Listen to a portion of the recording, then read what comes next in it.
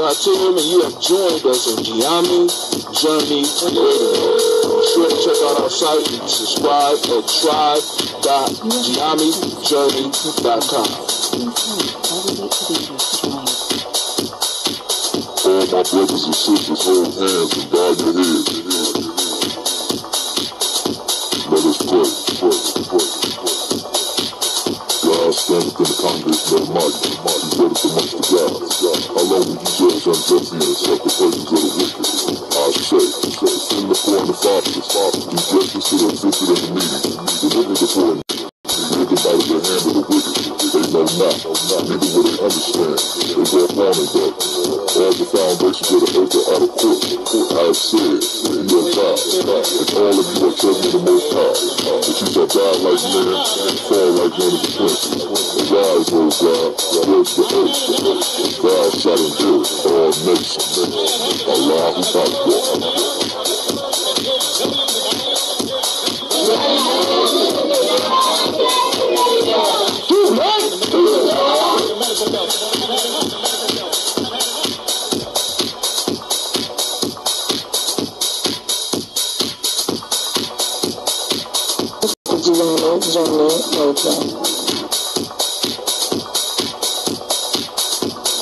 Keep up with the journey.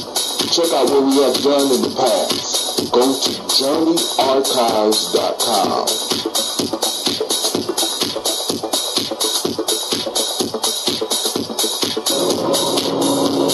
This is Abin Sheik, aka Ace, live from Shasha Mosh, and you are now listening to Gye-Nyame Journey Radio.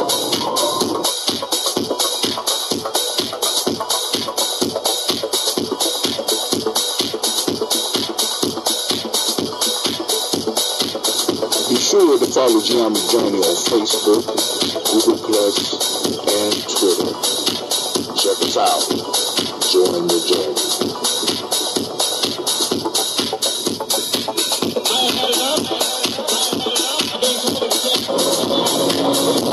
This is Abin Sheik, aka Ace, live from Shasha Mosh, and you are now listening to Gye-Nyame Journey Radio.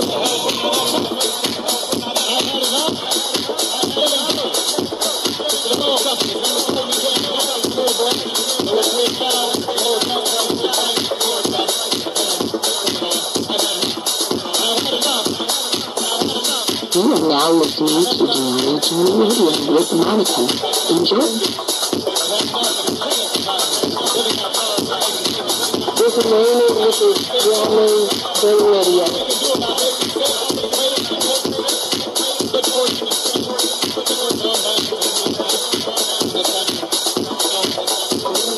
This is Willie. Welcome to Gye-Nyame Journey Radio. I want to give a shout out to Silver Kevin. All my Silver Nation out there. I want to give a shout out to my mom. I want to give a shout out to my dad for raising me and my family for being around me. And I want to give a shout out to the people of my generation that's trying to do something big.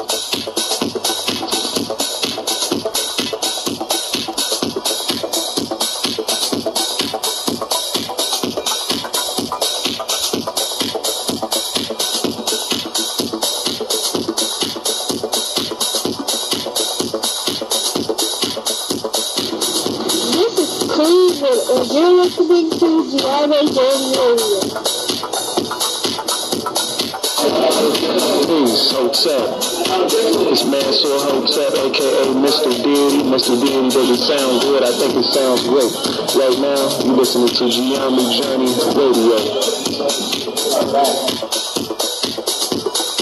If you're not adding anything to the culture that you claim, you don't deserve to carry its name. This is Brother Hatem coming at you live, and you are now listening to the Gye-Nyame Journey Radio. Shout out to the Gye-Nyame tribe, Gye-Nyame family. Stand up, please.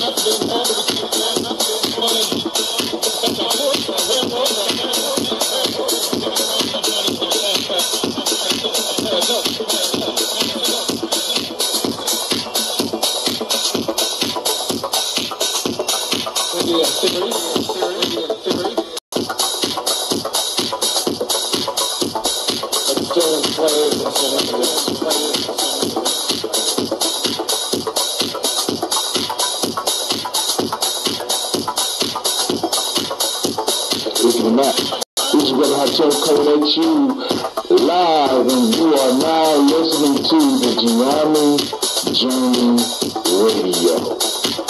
Shout out to Shasha. Stand up. You are now listening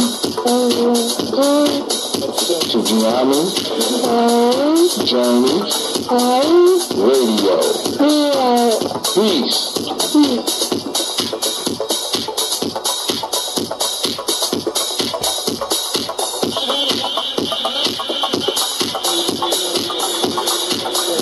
This is Gina. And you are now Gye-Nyame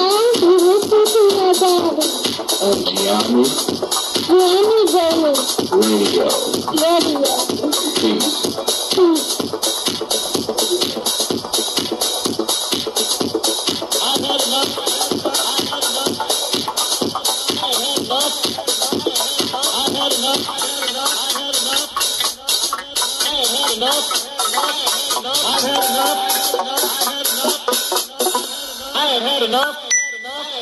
Y'all heard it.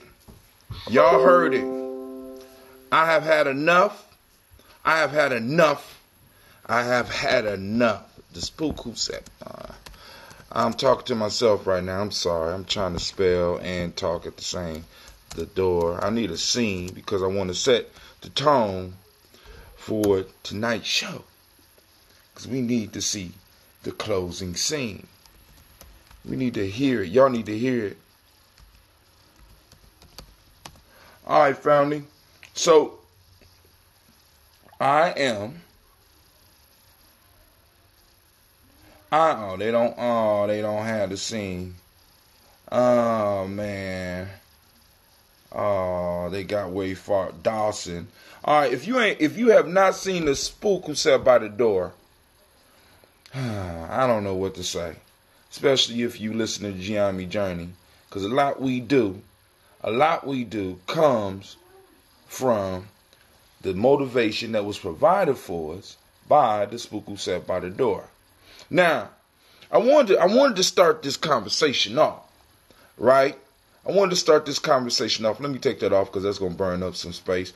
I wanted to start this conversation off with the importance of media, or as Lady J called it, propaganda. Sending shouts out to Lady J, wherever she may be.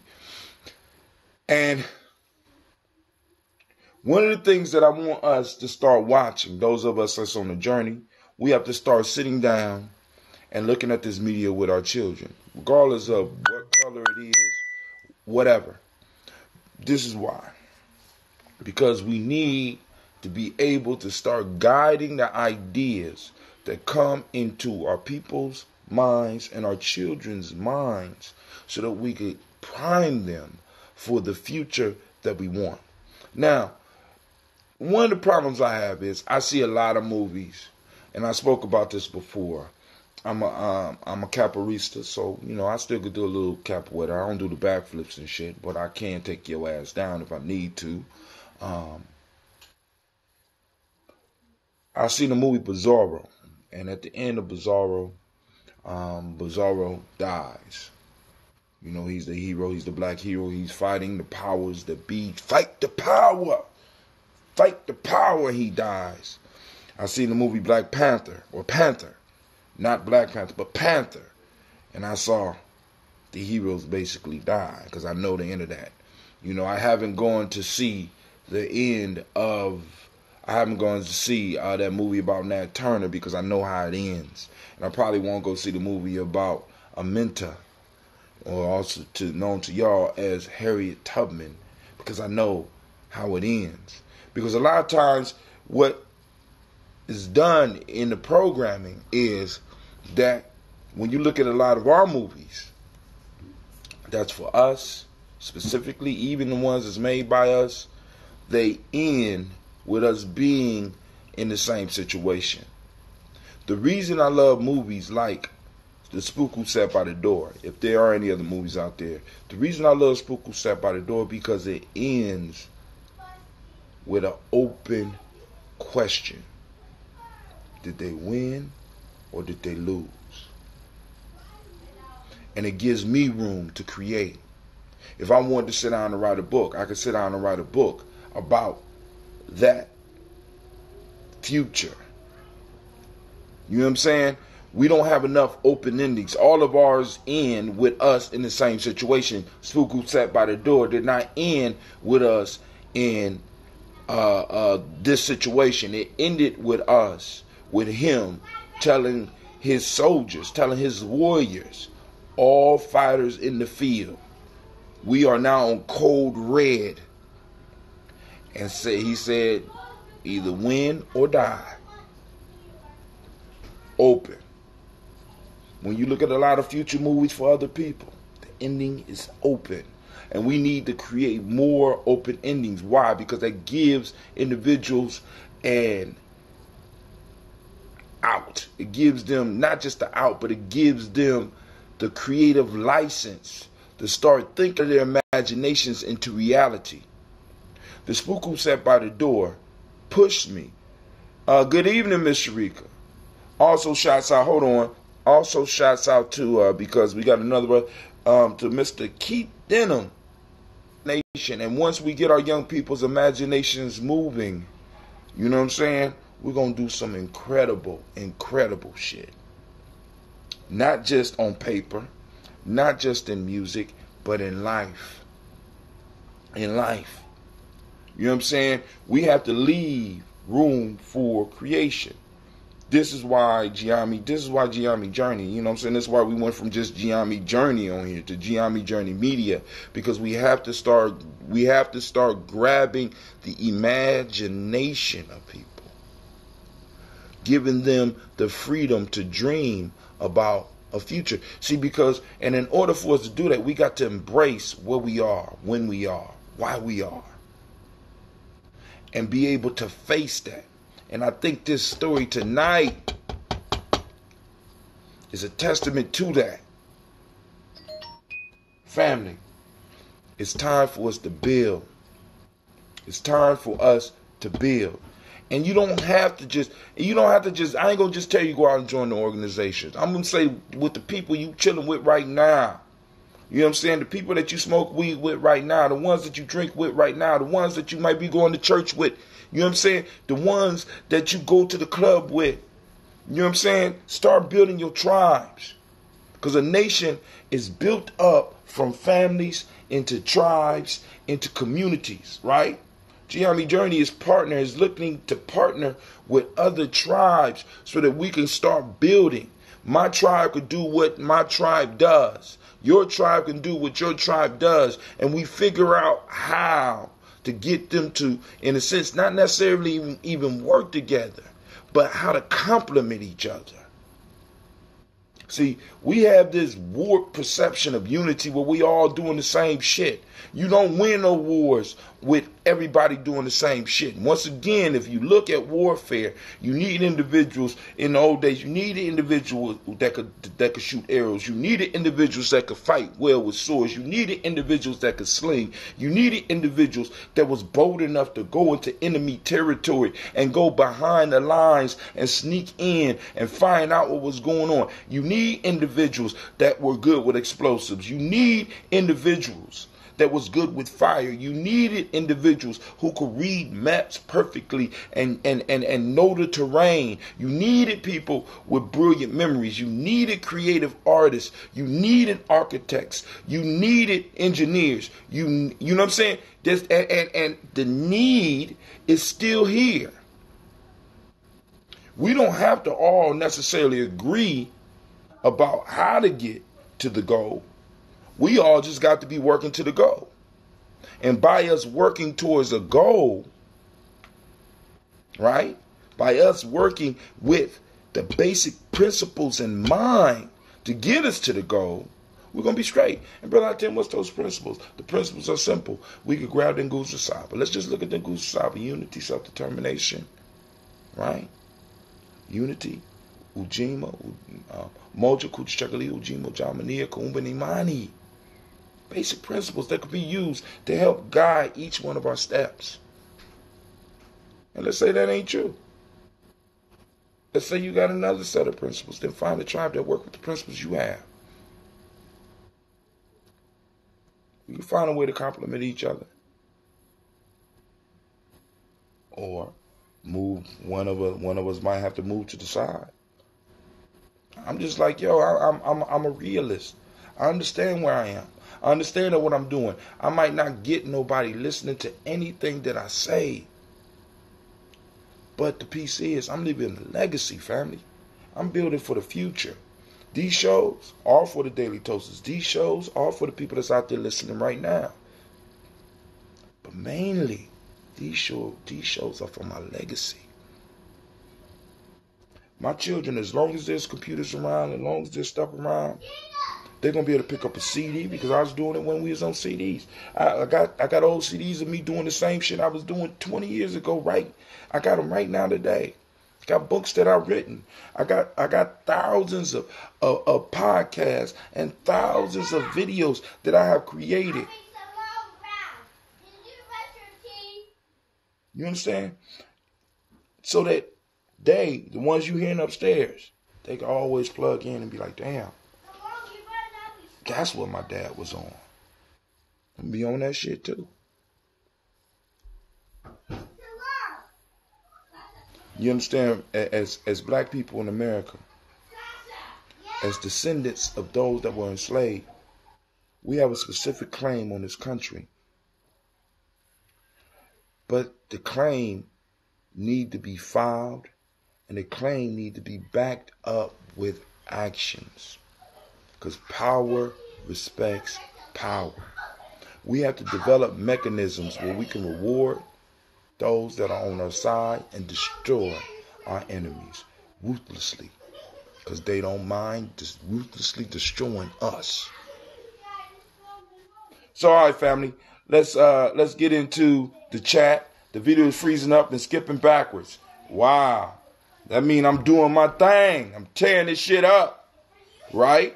Yo, I'm telling you, get this one, fix that shit. Come back, watch it later or something, because I'm telling you, we're going to blow the lid off of this one here.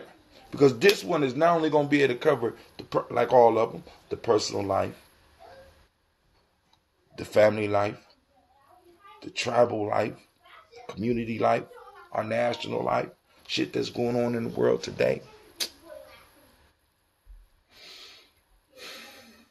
She said the video is freezing and going backwards. I'm on my shit today. You know, the ancestors is with us today, family, because I'm excited about that. I'm glad, because that means I'm doing something right. That means that something is trying to stop this from getting out. I just need y'all to be patient with me until we work out the bugs in the way that this is coming out. So, without any further ado, let's get into the story.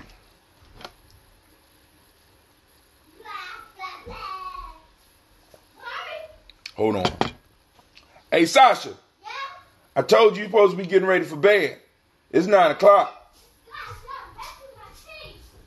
It is real life here, Gye-Nyame journey. Just letting y'all know. Real life here, Gye-Nyame journey. I'm not, you know what I'm saying? You know what I'm saying? Father, warrior, nation builder. You know what I'm saying?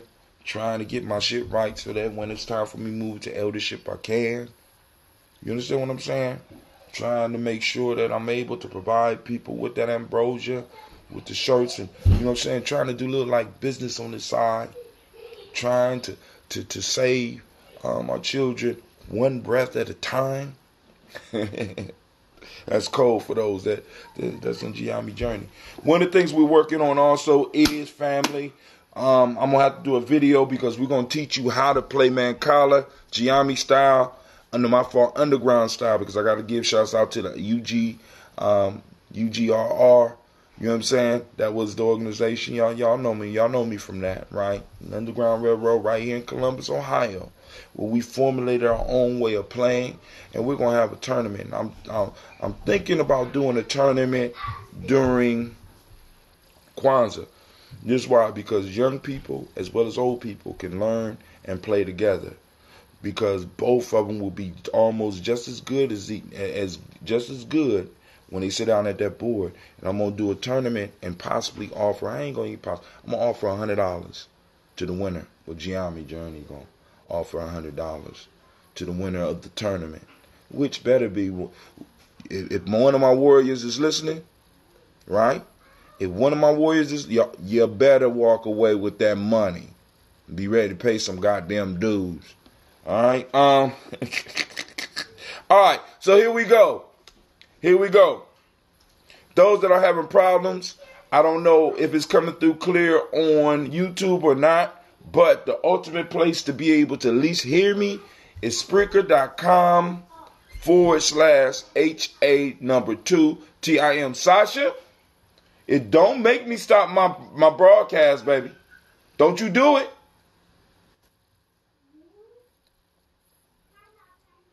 All right. The King's Son and the Painted Lion. You ready? Y'all ready? I don't know if y'all ready for this one. Oh, first off, let me do this. First off, I want to welcome you to the Congregation of the Mighty. This is Gye-Nyame Journey Media. I am your host. This is Brother Hatim. And guess what?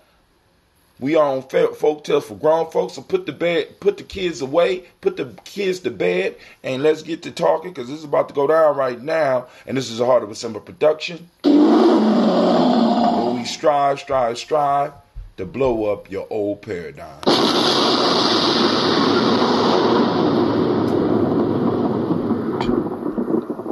I didn't see the black signal go out. Anybody out there get the black signal? Because I'm kind of concerned. I didn't see the black signal go out. And I know I sent it out at 9 on the nose on this beautiful Kuji Chagalia day. All right, here we go. A king whose only son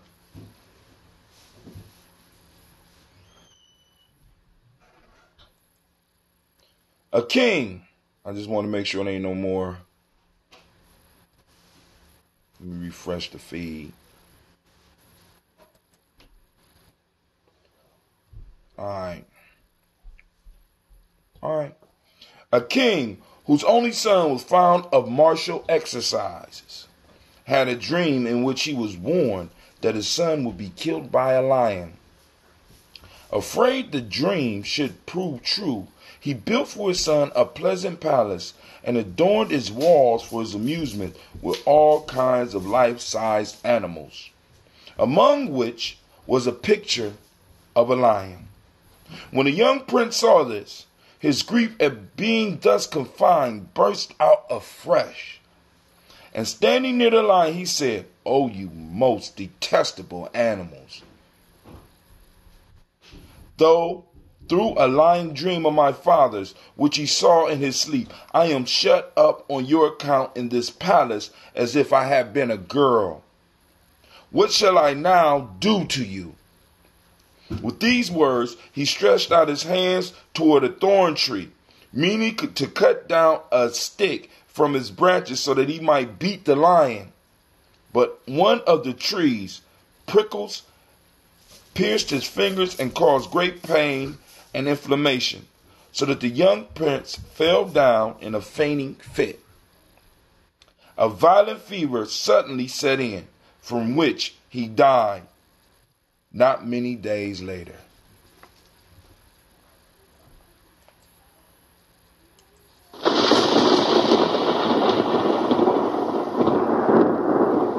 That story right there, family, touches my heart. Now, what do we have here? I was trying to wait for some people to call in because I know they're going to call in all late if they do. But what is that story saying? Now, remember, in the Gye-Nyame method of breaking down the story, you got to put yourself in the story. You are the king. You are the sun.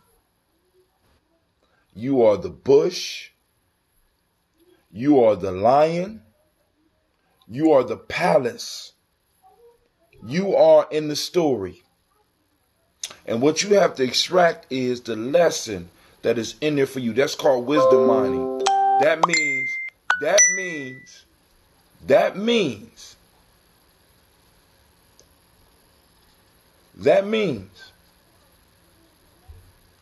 that you not only had a responsibility to extract a lesson for yourself, but also either calling in or posting up your thoughts on the story. This is why. Because your wisdom that you mind, that you struggle, that you might even sweat to pull through this story and work through some of your own trauma, to work through some of your own drama, to work through your own pain or joy, may be the ointment that may heal one of your brothers and sisters out there. We got to understand, family. We got to stop. We got to stop hiding our wisdom. We got to stop hiding our information. We got to stop hiding our knowledge up under these rocks. You know what I'm saying? Up under these rocks and stuff like that. Up under, you know what I'm saying? Masking it all the time when we come amongst ourselves. And some of us got to stop being threatened when somebody steps in a circle that is able to break something down that you might have been struggling with. So one, we got to learn to share. And second, we got to learn to take the gifts of other people's wisdom.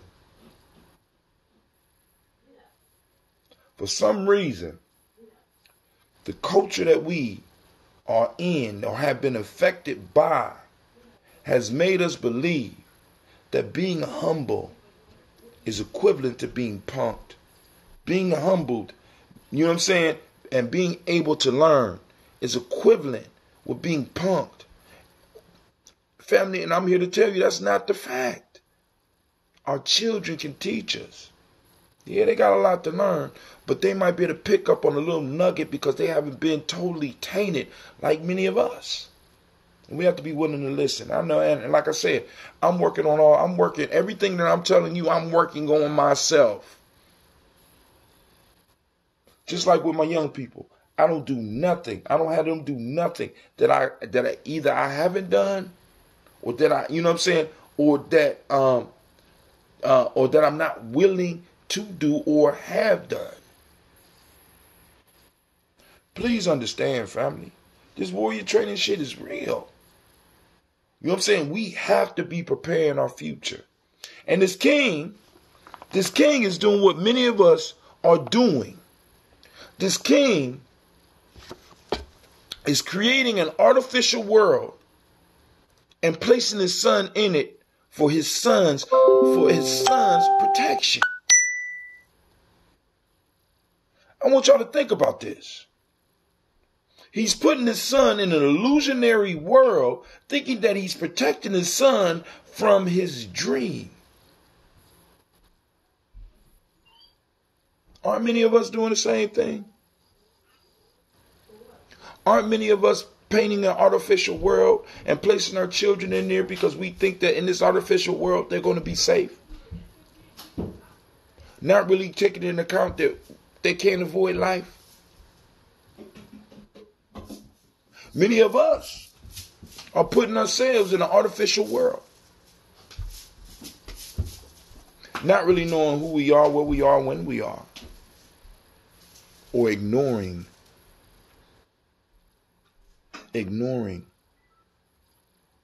So we get caught up thinking that we're safe in our illusionary world. Family, do you not realize that a lot of our kids don't even believe they black? We still on that I'm Indian. We everything else but what we are. Individuals who are the descendants of those that built this country. Enslaved people. American enslaved descendants of slaves. And that grates some of us. So we got to come up with these great imaginations, these towers that we build, so we construct these imaginary worlds where we think that we're going to be safe, where we think that we can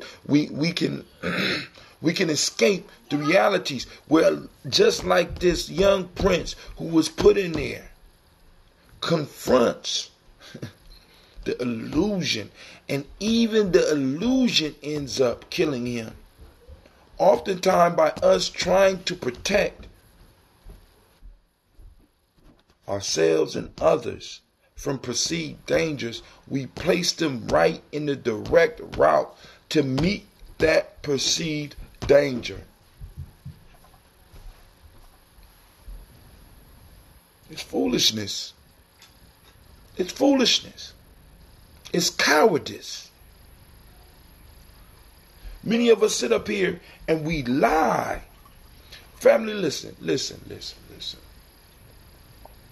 Many of us live in these illusions, and our children think that, you're going to actually be able to pay for them to go to college.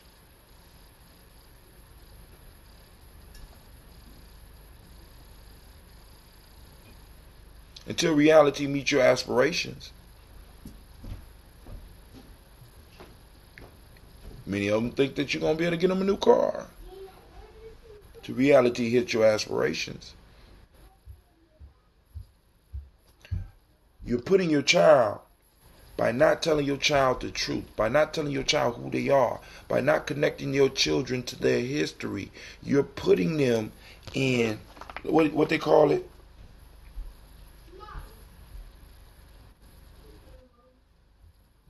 Afraid the dream should prove true. He built his son a pleasant palace and adorned his walls for his amusement with all kinds of life-size animals. You're building a pleasant palace outside of reality for your children. And your children are still falling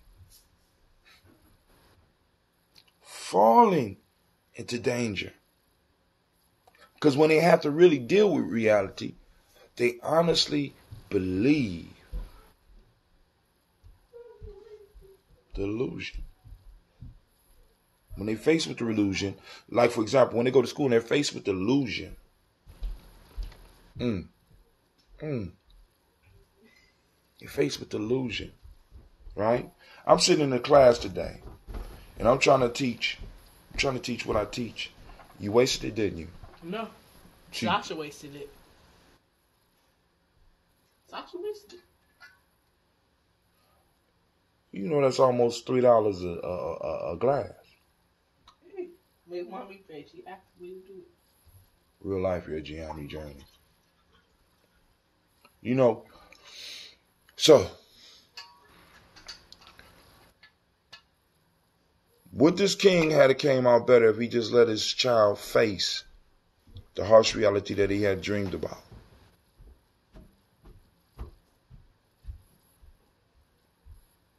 One of the questions.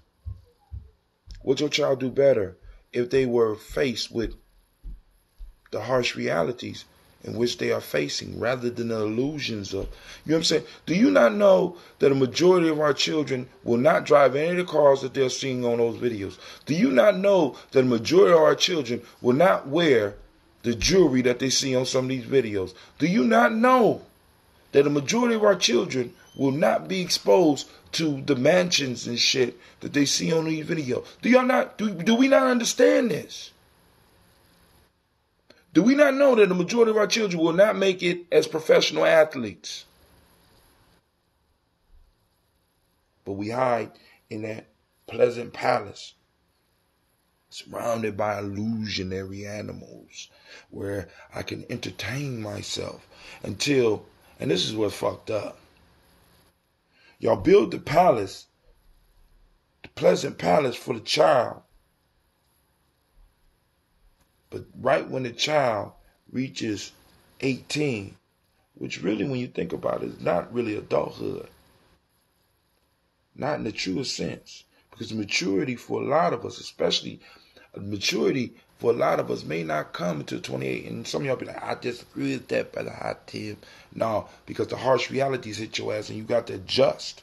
But for the brain and the chemistry to get balanced, it takes us to about 28 to where we are really at a place and a point where we can actually start making decisions based outside of the passions and the desires. So as soon as your child get 18, you throw them out the pleasant palace. I'll get out. I done did everything I can for you. Wait a minute. Hold on. I thought we was balling, mama. Oh, no. We were, no. I'm balling on this credit card. You just falling. And we let them go. That's some dirty shit. I'm just letting y'all know. So when we look at this story, and we could go and expand it, because I want you to think about this. In America, we're in a pleasant palace.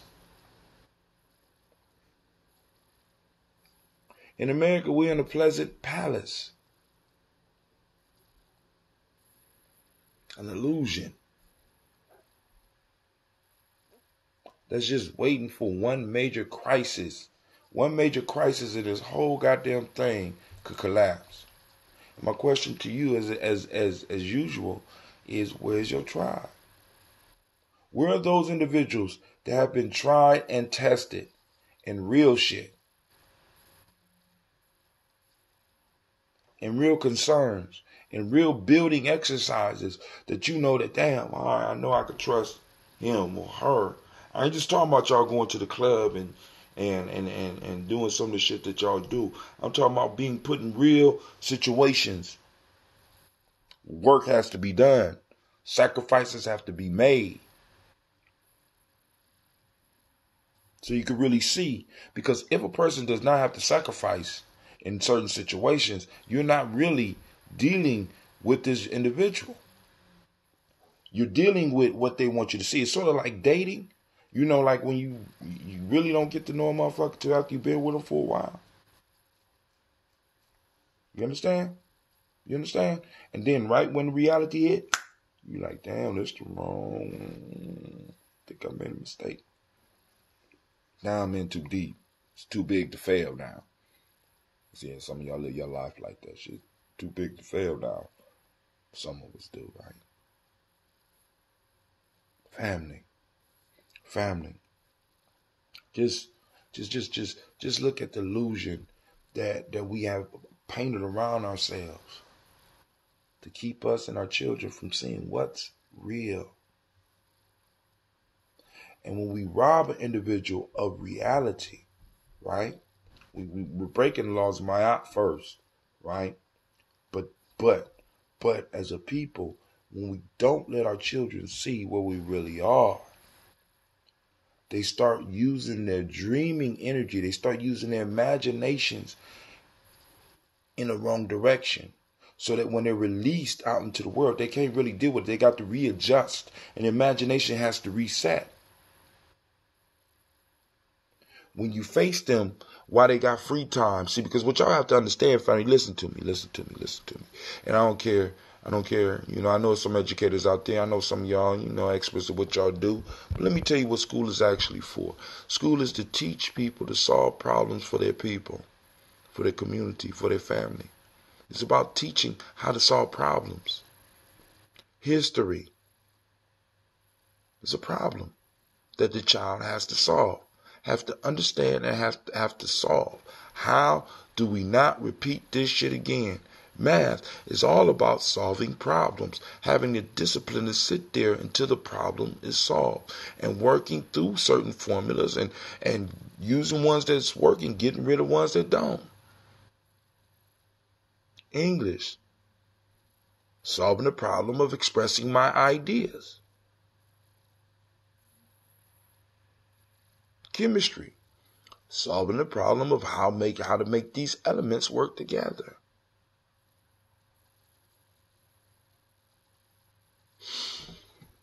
Solving problems.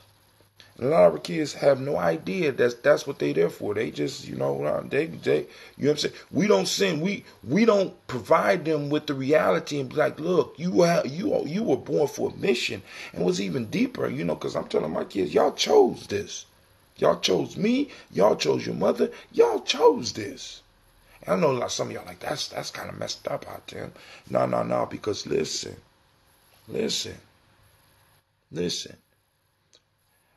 If I'm telling y'all that you need to live your life on purpose, we got to make sure our children understand that they was born on purpose and for a purpose, regardless of whether your ass was ready or not. They came here for something. They have to feel they came here for something. They have to have the confidence in the fact that they came here for something, because that protects them. And that gives them the ability that when they hear the truth, they don't start having nervous breakdowns. Why do you think our children are starting to have That, isn't this some bullshit? The black signal just went out. Kind of shit is that? I have to call Superphone about this shit. I'm mad now. Right? No wonder nobody on the line. They just got the goddamn text. Been on here for 44 minutes. But now, let's get back to it. The fact of the matter, let me make sure the lines is still open. Well, yeah, it's still red. The fact of the matter is that when our children know that they are somewhere on purpose, it's sort of like how good your child becomes when he's put on the football field. Because a lot of people say, why you can't do your schoolwork like you do them video games? Why you can't do your schoolwork like you do that basketball? Why can't you do your schoolwork like you do with football? Why you can't do it like you do excel at wrestling? Because in wrestling, football, basketball, and video games, they have a purpose. When they buy the game, their purpose is to beat the game. They understand the rules of the game, and they understand where they are in the game, and they're able to get in there. When they go to football practice, they know they have a purpose. The purpose is to learn this position so that I could play in the game to beat my enemies. Same thing with basketball, same thing with wrestling, same thing with tennis. It's very clear on what the purpose is, but then we send them to school, one of the most important places that they're going to be, and the place where they're going to spend most of their time and most of their life, at least this part of their life, most of their days, without making sure they understand that they have a purpose for being in there. And not just saying purpose, but laying that shit out just like a coach. You go in there to learn to solve problems for your people. You go in there to be the next politician. You go in there to be the next economist. You go in there to be the next physicist. You go in there to master the ability to communicate with the written word. What is the mission that you assigning? What's the mission you assigning to your children so that they know when they're in school, they got something to do and they can apply themselves, just like with basketball. Basketball is not harder than school. Basketball just applies a purpose that the children can use to move forward. When y'all gonna get that? It ain't that our kids can't learn this curriculum and shit. They're going into it not knowing why. When they get on the basketball court, they know the why. When they get on the football field, they know the why. But if you got them caught up in fucking illusions, in pleasant palaces, with painted troubles on the wall, I mean, think about what the wall represents right now. Do you know what the wall represents right now? All them goddamn TVs you got in your house right now. Those are the painted walls that you have our children looking at in their illusionary world, not really knowing who they are, where they are, or when they are. Somebody just joined me on the line. Sorry, I just seen that the black signal just went out. That's some bullshit. Who is this? Ashe, Brother Hudson. What's up, Sister Tiandra? How you doing? I'm lovely. How are you? I'm doing good. You calling in just to listen, or you calling in to discuss some of this story with me? Mostly listening, because I'm doing multiple things at once. But Yeah. if I hear something, I'm going to chime in. Yes, ma'am. Yes, ma'am. So back to the story. Thank you. I'm going to read the story one more time for those that might just be joining us because the black signal just went out. A king whose only son was fond of martial exercises. Now, I want you to think about this.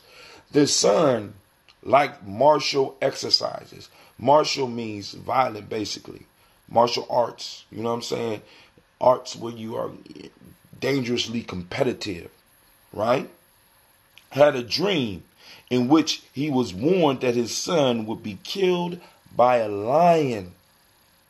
Afraid the dream should prove true, he built his son a pleasant palace and adorned its walls, or put on the TV for his amusement, with all kinds of life-size animals and events, among which was the picture of a lion. When the young prince saw this, his grief at being thus confined burst out afresh. And standing near the lion, he said, "Oh, you most detestable of animals! Through a lying dream of my father's, which he saw in his sleep, I am shut up on your account in his palace as if I had been a girl. What shall I now do to you?" With these words, he stretched out his hands toward a thorn tree, meaning to cut a stick from its branches so that he might beat the lion. But one of the tree's prickles pierced his finger and caused great pain and inflammation, so that the young prince fell down in a fainting fit. A violent fever suddenly set in, from which he died not many days later. Now check out the moral of the story. It says, we had better bear our troubles bravely than to try to escape them. Because oftentimes in trying to escape them, we make them reality. We running from our fears. And our fears are becoming reality. Many of us are running from slavery, but you can see the noose tightening up around our necks. The chains are not just mental, they're now becoming economical. If you just check the numbers out, we're running from the truth. We're running from what they say. We had better bear our troubles bravely. Because by bearing them, we face them. We find out what's real pain and what's false pain, and we're able to stand up and do battle so that we can free ourselves. This is the same, regardless of whether we're talking about direct martial war, or we're talking about economic war, or we're talking about political war, or we're talking about social war, or we're talking about educational war. Somebody just came in on the line. Got something to say? Go on, get it out. I'm just now tuning in, my brother, so keep on going. Okay. Give me some context of where we at. All right, who this? The shepherd. Oh, damn, bro. I got my speakers too loud because I couldn't even tell what your voice was. That's Shasha. Hi, Shasha. It's Hey, how you doing? I'm good. How are you? I'm blessed. Me, Ashe, all of the above. I can speak to it a little bit, Brother Hudson, if that's okay. Yes, baby. Yes, it is. Handle your business. I think that, just like you were saying, a lot of times people want to avoid the pain, but a lot of times in pain comes your power and your promise. And so if you're so focused on avoiding it, and like you said, trying to mask it and all of that, like, sometimes it was meant, it's in our past for a reason. So it's something that is to be experienced and or conquered in order to elevate us for what we're here to do. And that's why, like, a lot of times in our society, people want to pity individuals that have experienced things that they deem worse off or less than or what have you, in comparison to their journey, or how the media portrays it. But it's like there's no need to pity because everybody has their own journey and it's for a purpose. Like, we experience things and people want to sit and wallow in that sometimes and feel bad for them and themselves, and feel bad for others. But it's like, experience it, embrace it, and move forward in it, and that's typically what becomes your power in your promise. So I feel like that's the same thing as what the story was saying. Yes. You know, I would like to, from an artist's perspective, I feel that a lot of times, and I blame it on being an artist, but I think that this is a part of all of us, as visionaries is that there's a certain level of independence or individualism that is exerted, but because we're all working around in our own worlds, you know what I mean? In the world that we want to create, it's like we look at each other as the potential of being able to build this world together. But the reality is that you live in your world, you have your ideals, and you have your plan to be able to add to the world what you wish. I might not be that ideal component, you know, to be able to fulfill this particular role. But what I've learned in the past is that, you know, I have made the mistake of making people placeholders because of their potential to be able to show up and their potential to be able to rise to the occasion when it's time. But the piece is that a lot of times people, and I hold myself at fault at it, is sometimes I'm so willing to share my own vision, and I'm so excited about sharing my own vision, I lose context to the fact that, you know what, this person is coming from their own world. They got their own reality going on right now, and we might not have even interface to get to that conversation to be able to build something as intricate as I'm trying to design. You understand? So a lot of times we need to step out of our own heads and listen more to the universe around us. Just like I predicted, they was coming at the end of the show. Who this? Who this be? Quincy. What's Quincy, up? you just sent me a thing 5 minutes ago. No, man, listen, I swear to God, that text was supposed to go out at 9 o'clock sharp.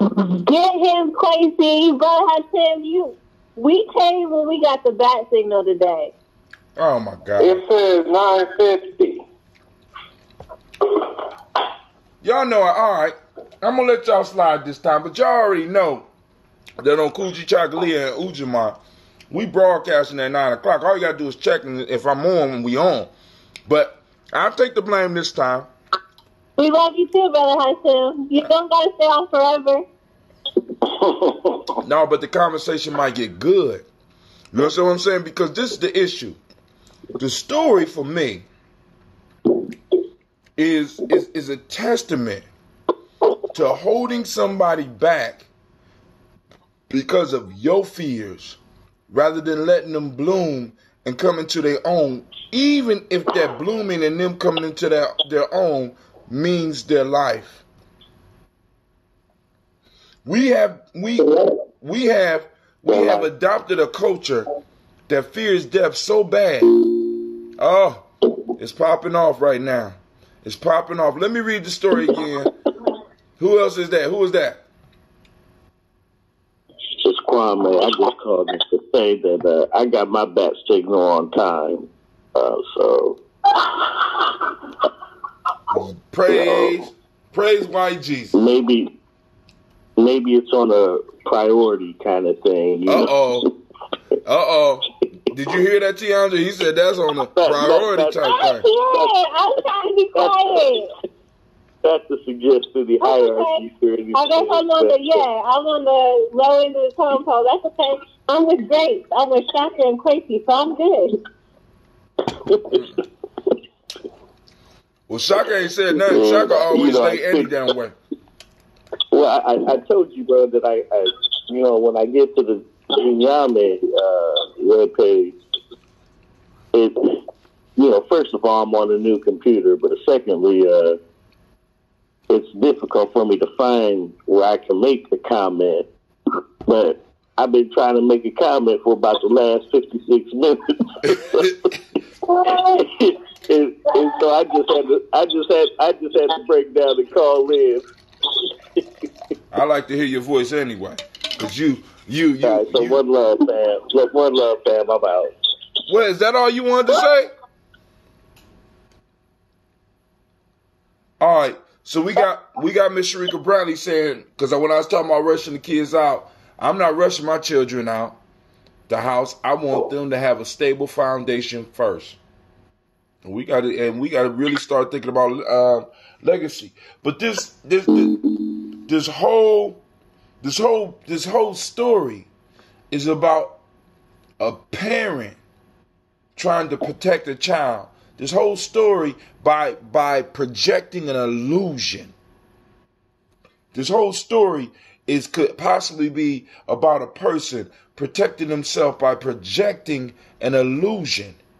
And one of the issues is that in an illusion, as Sister Tiandra pointed out, in an illusion, we may stop somebody from developing their superpower. Because if you look at every hero story, all the way back from the beginning, all the way up to now, when we talk about Marvel and DC and all these heroes, heroes are forged in suffering, in pain, in uncomfort. Go ahead.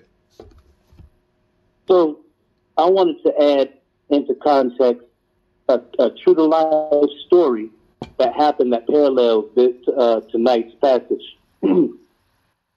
So, and I spoke on it a little earlier, and I don't know who's already privy to this, but when Bruce Lee was born, his parents disguised him as a girl to hide him from a family curse, a demon that would kill the firstborn male. And so the name that his mother gave him translates as Little Phoenix. And when he came of age, where his father felt that he would, that they had done their job and protected him from this demon, he changed his name to a word that means little dragon.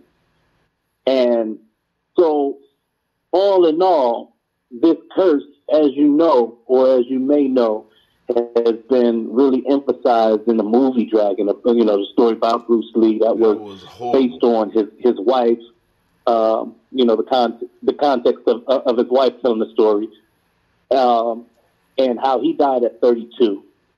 And his son, his firstborn son, died relatively young as well. I don't remember if it was 28 or 32, but very young.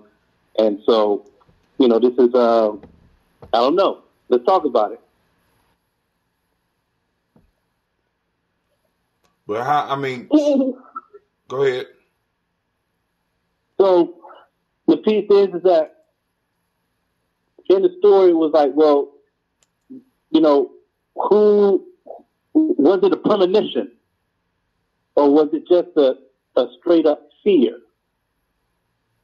Was it because of a dream that he had? Now the question I have to ask, regardless, could us running, well, I ain't gonna say regardless, but could us running from fear move us into or run us directly into what it is we're trying to avoid? Could the running be the issue rather than standing and facing what's coming? And I'm talking metaphorically, because if an earthquake is moving towards you or a wave of water is moving towards you, I would advise your ass to run. Or if an army of zombies is running towards you, I would advise your ass to run. But metaphorically, with a lot of shit like premonitions and all these shits, right? By us running away, are we actually running into the arms of the very thing that we're trying to avoid? And because we're running into it, could we cause ourselves more damage? The king had a dream that his son was killed by a lion. So to protect his son, he put him in a palace, in an illusion, to shield him from reality.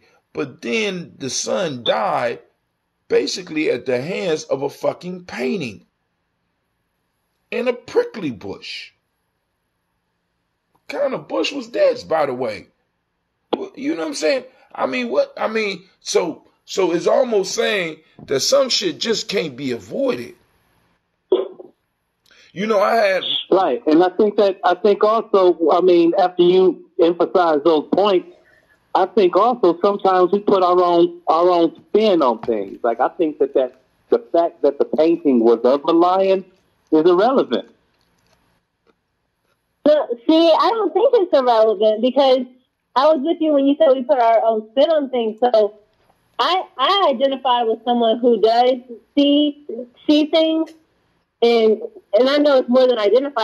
I do, and I know that even in where I am currently in my journey, like sometimes when I see things and I'm in a position to speak on them, I still insert myself into a vision that has nothing to do with me, and it's for someone else.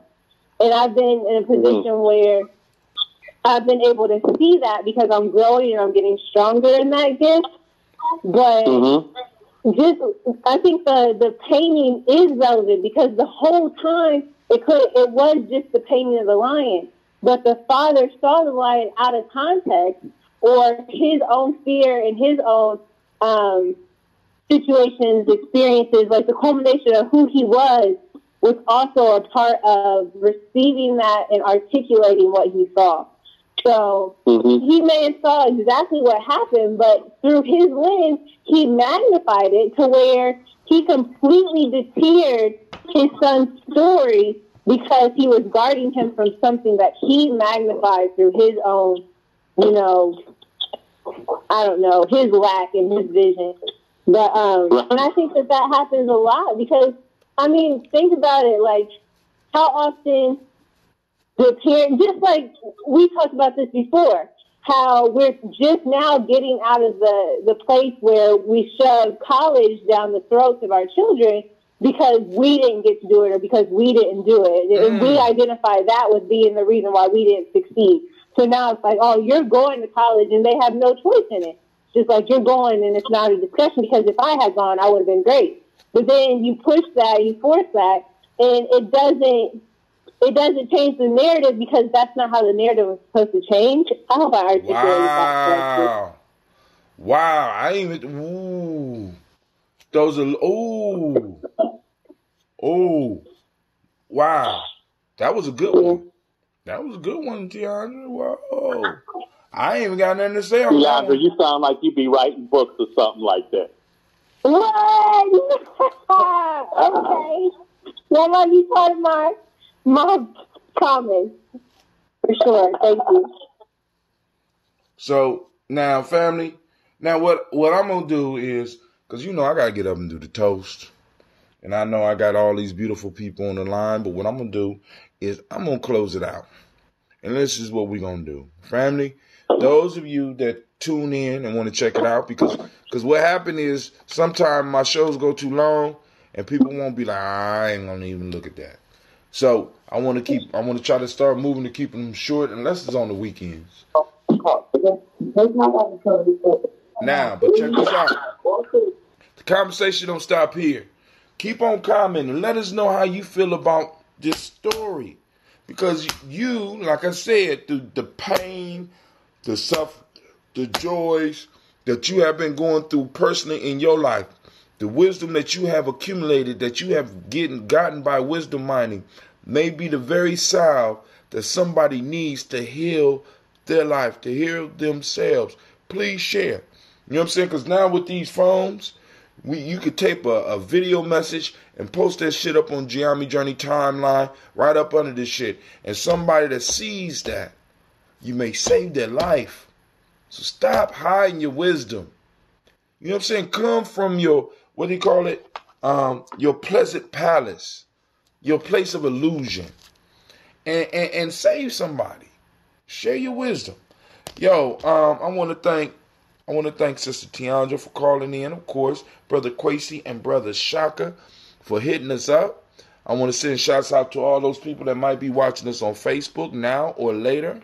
I want to thank all those that's tuning in to Spreaker or who may come in now or later. And I want to remind you. And Brother Comment. Huh? And Brother Comment came on. It did? Yeah. Hold on. On which one? On mine or Gye-Nyame Journey?